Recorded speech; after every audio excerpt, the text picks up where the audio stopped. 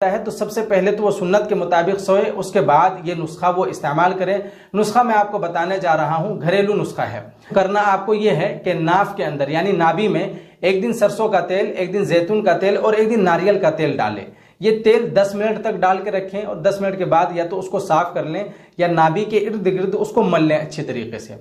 उसके साथ साथ नाक में भी तेल लगाएं और देसी गाय का असली घी ले लें और 2-2 बूंद इस नाक में 2 बूंद और इस नाक में 2 बूंद डालें। इंशाअल्लाह आपको बहुत जल्दी और बहुत ज्यादा फायदा होगा। दूसरा आपको यह करना है कि रात में सोते वक्त थोड़ा सा गर्म पानी ले लें, यानी 1 गिलास गर्म पानी ले लें, हल्का नीम गर्म पानी, और उसमें 1 चम्मच शहद मिला लें, उसको अच्छी तरीके से मिक्स कर लें, मिला लें और सोते वक्त आप उसको पी लें। इंशाअल्लाह अज़ीज ये नुस्खा आप 2 से 3 हफ्ते